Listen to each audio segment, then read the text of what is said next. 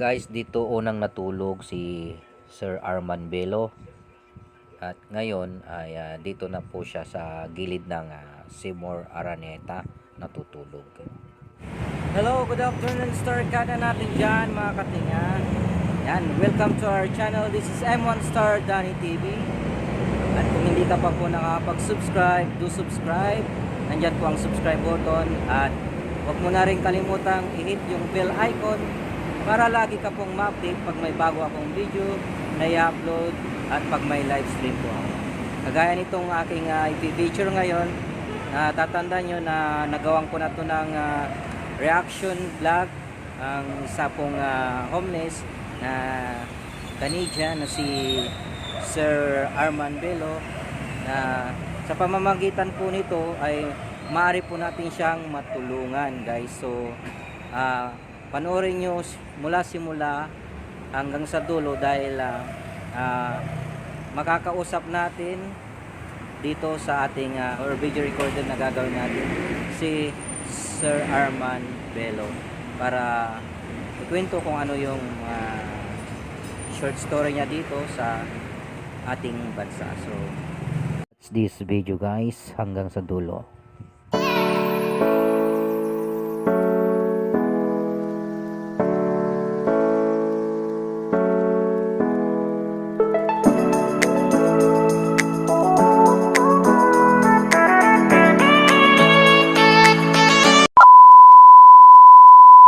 Guys, ito na po, tatanungin na po natin si Sir Arman Belo sa kanyang ibabahagi sa atin na kanyang storya.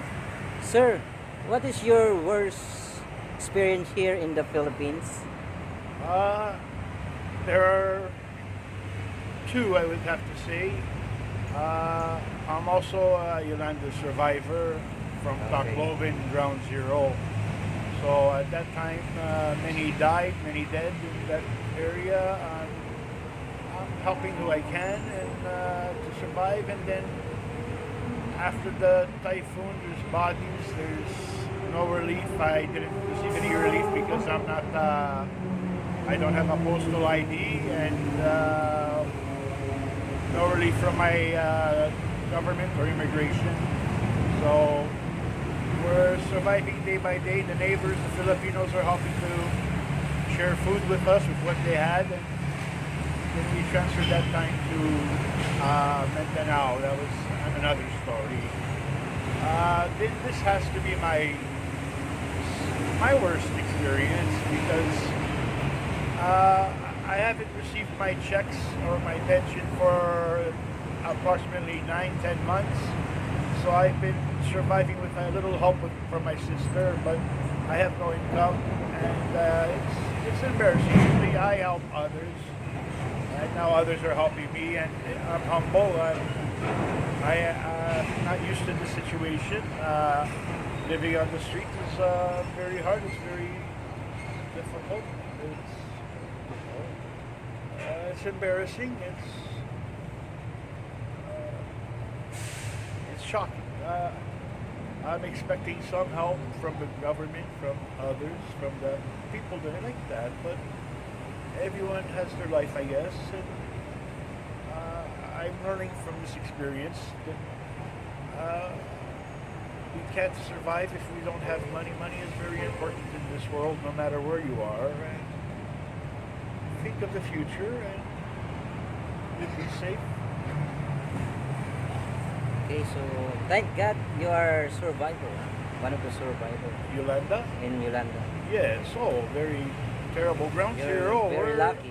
Yes, You're one of luck. the property I bought for my daughter, but the girl I'm with never transferred the title to her name. I buy the land for my daughter. Being a foreigner, I'm not allowed to own land. So I'm searching for a property so that when I die, I have something inheritance to give my daughter, so she has something. So I bought the land, and it's in San Jose, Tacloban, and pretty much ground zero. The tidal waves, they say storm surge, but 15-meter waves, 3 of them. I say it's a little more than storm surge.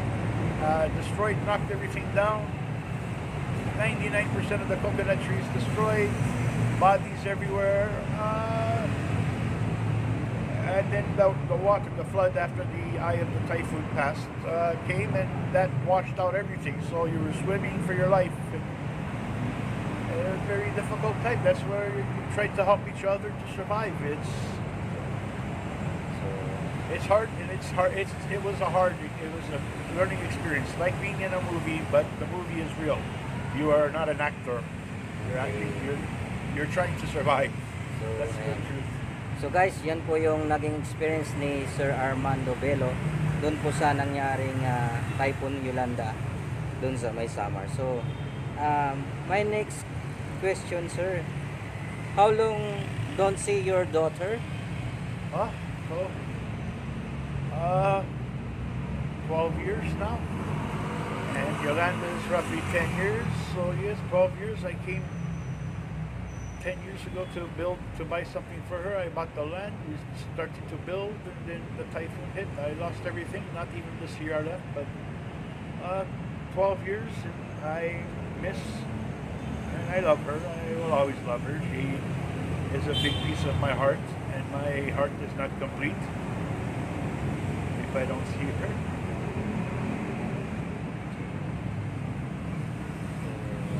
Ayan, medyo emotional si Sir Arman dahil naalala po niya kanyang anak I don't know what my na hindi niya pa nakikita ng matagal.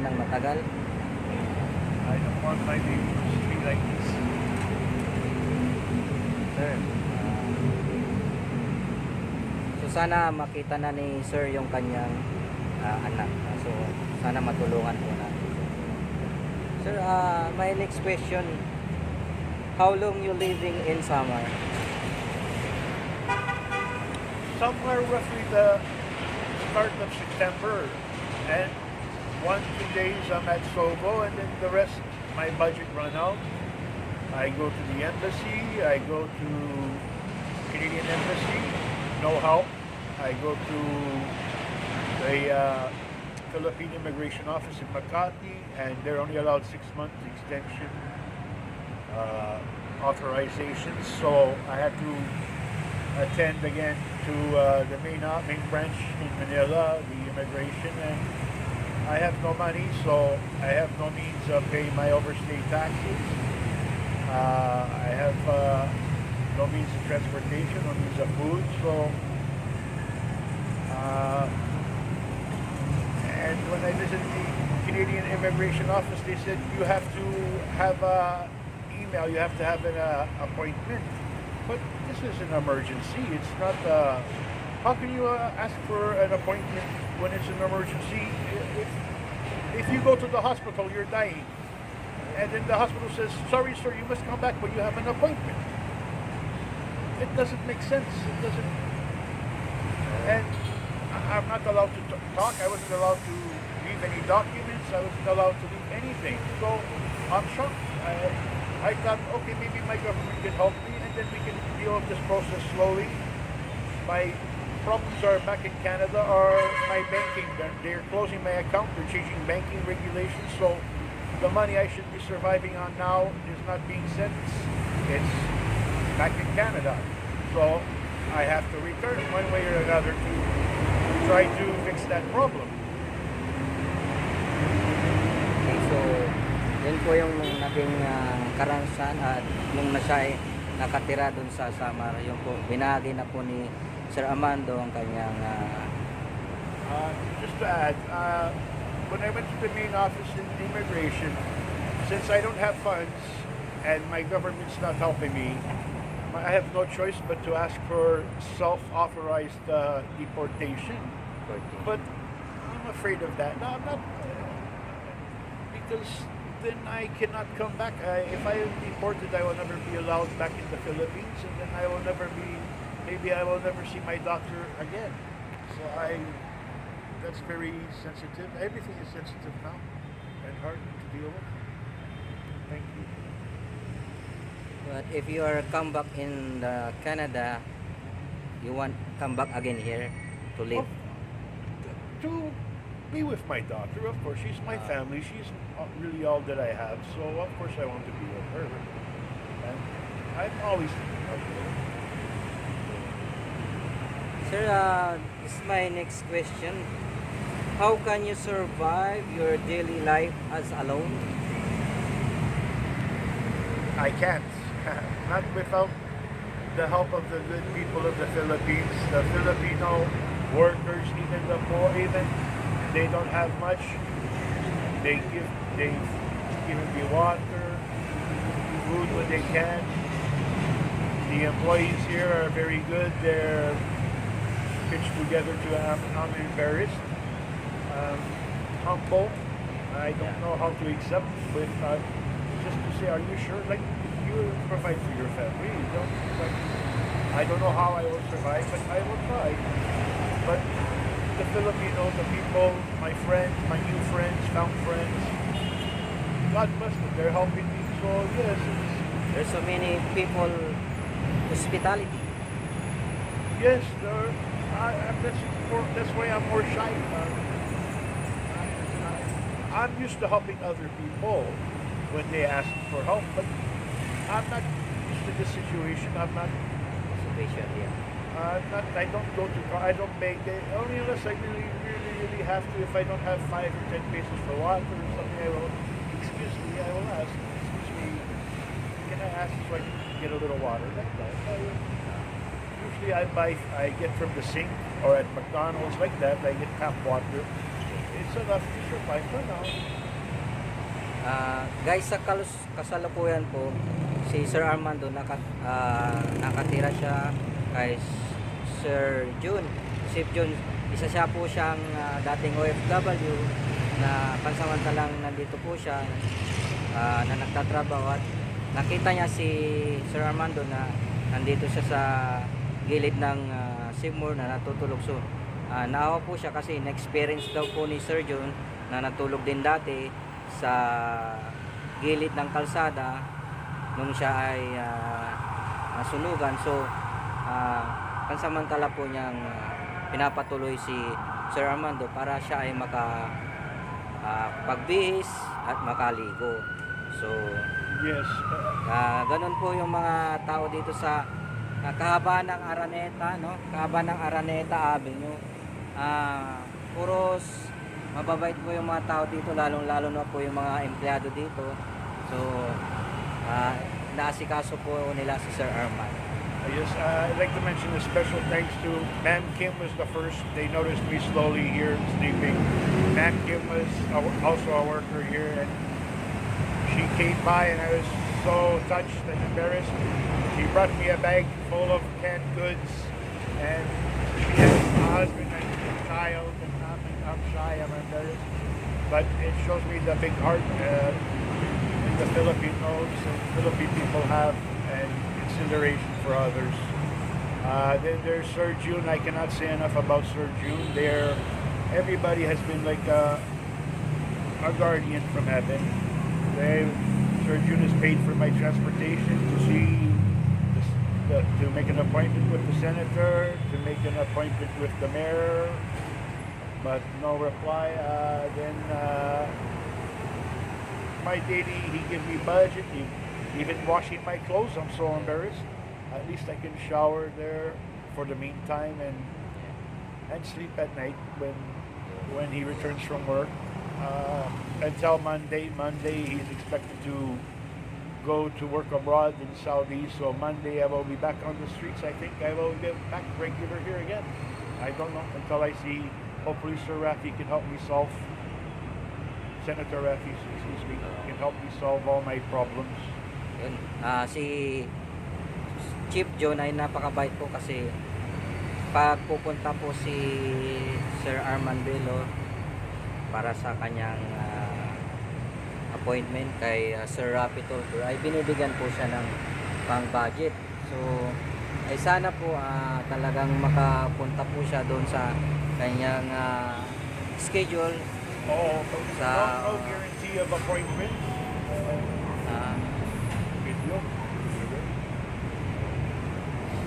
walang guarantee ang appointment. there's no guarantee, so I will try to go. It's for Friday, October 7th, so I will try 2 days to go 2 days before and sleep outside Senator Raffy's office, so I can get a guaranteed spot. I have no other options. So Raffy is the only real option I have.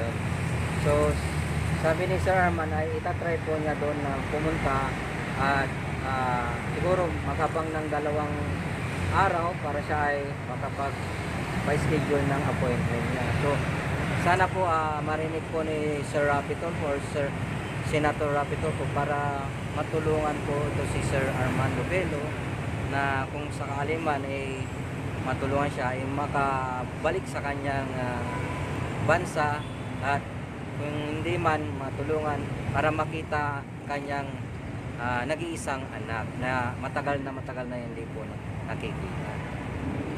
Yan, sir, this is my next question to you. What we can do to help you?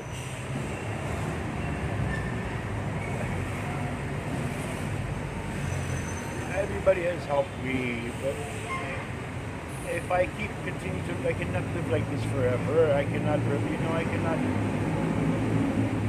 I have to try to get home, and the best way is if you ask Senator Raffy Tulfo to ensure my appointment is October 7th, ensure that he will meet at least with me if he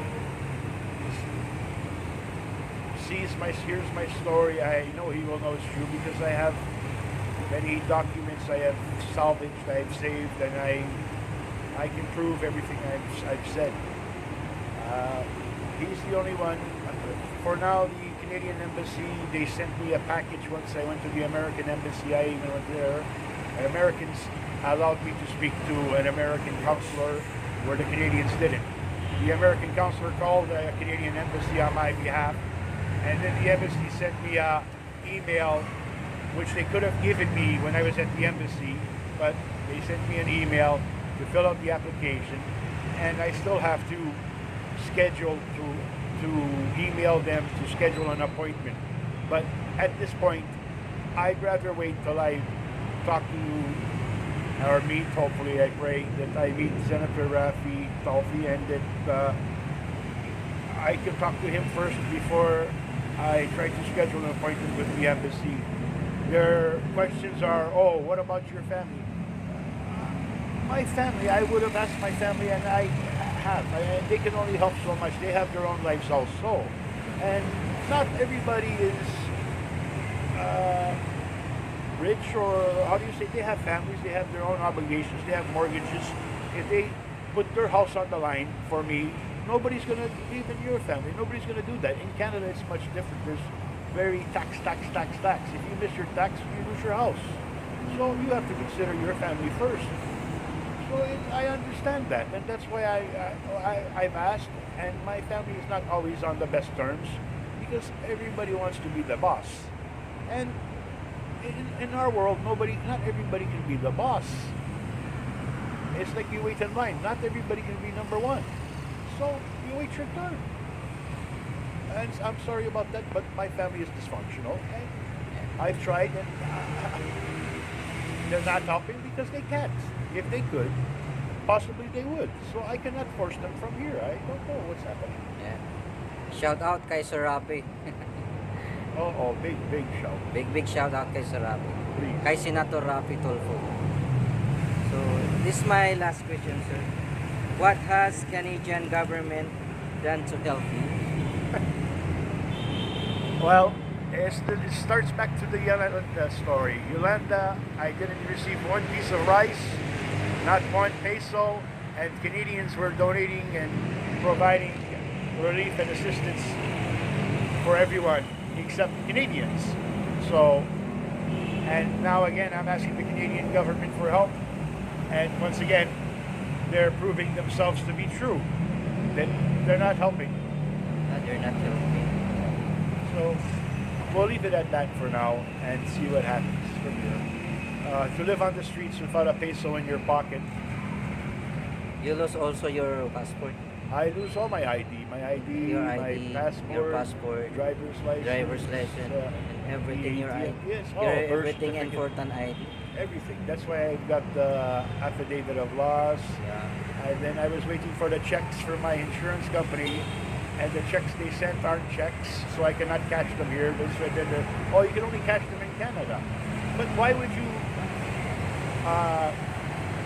indicate that you're sending me checks and they're not checks? They're copies of checks that are like Xerox, and I will send you a copy of these checks that you can look at. Look like checks, but they're not checks.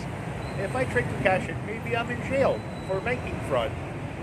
So I don't know. Only the mayor of Giwan, Mayor Annalise, is the one who discovered this, because she's it's a CA, chartered accountant, and bank like that. She's the one who said, no, these aren't checks. These are photocopies, Xerox. So worthless. Thank you. Once again, I'd like to special thanks to Filipinos for putting up with us foreigners, especially me. But I hope I can get through this and then back on my feet again. Thank you. Salamat. God bless. Ayun guys, ating pong nakapanayam si Sir Armando Bello na isa pong Canadian homeless dito. At nandito po siya, actually sa likod ng or gilid ng Seymour. Dito po siya tumatambay pag nasa trabaho si Kuya John. Si Kuya John po is yun po yung samantala niyang tinutuluyan na para siya ay makaligo, makapagbihis, at the same time ay makakain. So, yan. Marami dito mga mga empleyado ng Seymour na talagang tumutulong din sa kanya. So, sana matulungan po natin si Sir Armando Bello na itong video na to makarating kay Sir Senator Raffy Tulfo upang tuluyan po siyang makasurvive sa kanyang problema ngayon. So, at matulungan din natin na makita ang kanyang anak na matagal na niya hindi nakikita. So, sana may share nyo itong video na to para makarating po kay Senator Raffy Tulfo. So, thank you very much guys. Until next time sa ating panibagong vlog. At sana wag po kayong magsawang sumuporta kay Master Dine TV at God bless you all. Thank you. God Thank bless. you.